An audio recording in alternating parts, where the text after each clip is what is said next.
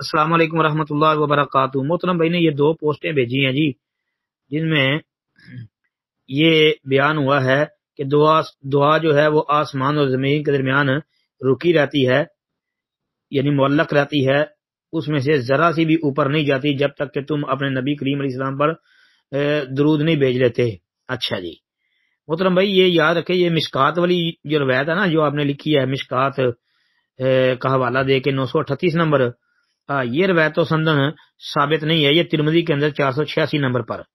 اچھا جی، وعن عمر بن الخطاب رضی اللہ عنہ قال ان الدعاء موقوف بین السماء والارض لا يسعد منه شيء حتى تصلي على نبيك۔ اچھا جی، کہ جب تک تم اپنے نبی علیہ السلام پر درود نہ بھیجو تو تمہاری دعا آسمان اور زمین کے درمیان موقوف رہتی ہے اور اس میں سے کوئی چیز بھی اوپر نہیں چڑھتی۔ ہاں جی، لیکن یہ روایت سندن ضعیف ہے، اس لیے کہ اس میں ابو قرہ اسدی یہ مجہور راوی ہے، یہ ترمذی کے اندر بالکل یہ موجود ہے 486 نمبر پر۔ اچھا جی محترم بھائی، یہ ترمذی کے اندر 486 نمبر پر یہ روایت آتی ہے، لیکن یہ جی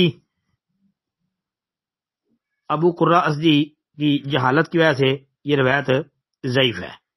اچھا، باقی تفصیلی جو دوسری پوسٹ ہے اس پر انشاءاللہ تفصیل ذکر کرتا ہوں۔ السلام علیکم ورحمۃ اللہ۔ وعلیکم السلام ورحمۃ اللہ وبرکاتہ۔ محترم بھائی نے جی یہ ایک اور پوسٹ بھیجی ہے، اس میں سلسلہ سیاح وغیرہ کا حوالہ بھی دیا ہوا ہے، تو کہتے ہیں جی شیخ محترم کنفیوژن ہے دونوں میں سے کسی کتاب کی حدیث صحیح ہے یا ضعیف۔ محترم بھائی، یہ جامع ترمذی کی 486 نمبر حدیث ہے اور مشکات کی 938 نمبر، اس کا جواب تو پچھلی پوسٹ میں دے دیا ہے۔ باقی چلو مزید جو ہے اب سلسلہ سیاح چیک کر لیتے ہیں، جو کہ آپ نے حوالہ دیا ہے پوسٹ میں، سلسلہ سیاح 2035 نمبر، بالکل جی 2035 نمبر پر یہ روایت وہاں پر موجود ہے جی، کہ دعا جو ہے وہ لٹکی رہتی ہے، رکی رہتی ہے، اس میں سے اوپر نہیں چڑھتی جب تک کہ جناب نبی کریم علیہ السلام پر درود نہ پڑھا جائے۔ شیخ البانی رحمۃ اللہ علیہ نے اس کو ذکر کیا ہے امام اصبہانی کی ترغیب کے حوالے سے جی، اور جی اس میں انہوں نے جو روایت بیان کی ہے نا، وہ ہے جی سلام بن سلیمان حدثنا قیس ان نبی اسحاق ان الحارث ان علی مرفوعا۔ اب ذرا دیکھیں، خود شیخ البانی رحمۃ اللہ علیہ فرماتے ہیں کہ اس میں سند وہذا اسناد ضعیف، کہ اس کی سند ضعیف ہے، اس میں مسلسل علتیں ہیں۔ پہلی علت کیا جی؟ حارث، یہ حارث کون ہے؟ وہو ابن عبداللہ العور، یہ حارث بن عور جو ہے یہ بھائی کذاب راوی ہے، جس طرح کہ مقدمہ مسلم کے اندر یہ بات دیکھی جا سکتی ہے، امام شابی نے اس کو کذاب کہا ہے۔ پھر امام علی بن مدینی رحمۃ اللہ علیہ جو امام بخاری کے شیخ اور استاد تھے، انہوں نے بھی اس کو کذاب ہی قرار دیا ہے۔ دوسری علت ابو اسحاق السبعی، وہ جی اگرچہ ثقہ ہے لیکن مدلس بھی ہے، شیخ البانی رحمۃ اللہ علیہ نے یہ بات ذکر بھی کی ہے۔ اور پھر اس کا حارث آور سے جو ہے وہ سننا، یہ بھی جو ہے صحیح اور درست نہیں ہے، جس طرح کہ شیخ نے خود یہ بات بیان کی ہے۔ پھر جی تیسری علت اس میں قیس بن ربی ہے اور وہ بھی ضعیف ہے، اور چوتھے نمبر پر سلام بن سلیمان المدائنی، وہ بھی ضعیف ہے۔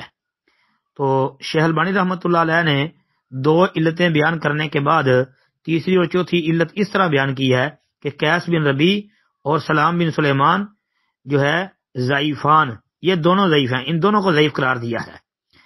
پھر جی اس کے بعد شیخ البانی رحمۃ اللہ علیہ نے مزید اس پر تبصرہ کیا ہے جی، لیکن اس کی کوئی ایک بھی سند جو ہے صحیح یا حسن انہوں نے پیش نہیں کی، ایک بھی سند جو ہے صحیح یا حسن پیش نہیں کی۔ پھر جی آخر میں چل کے شیخ البانی رحمۃ اللہ علیہ نے جو ہے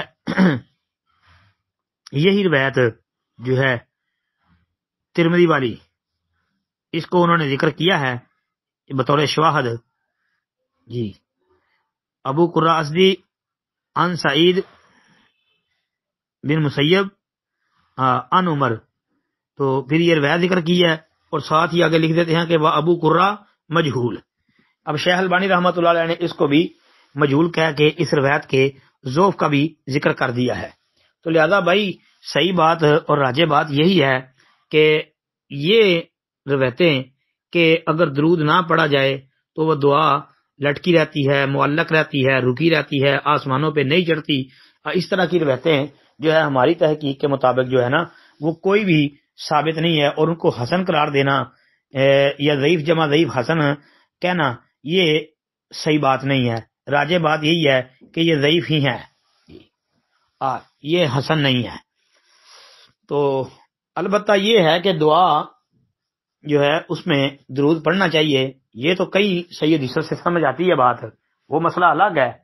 جس طرح کہ رسول اللہ صلی اللہ علیہ وسلم نے ایک صحابی کے بارے میں یہ کہا، اس نے نماز پڑھی اور اس نے جلدی کی، تو نبی علیہ الصلوۃ والسلام نے کہا تھا کہ لم اجلت ایھا المصلی، اے نمازی تو نے جلدی کی ہے، مطلب لم یحمد اللہ ولم یصلی، کہ نہ تو نے اللہ کی حمد بیان کیا نہ نبی علیہ السلام پر درود پڑھا ہے۔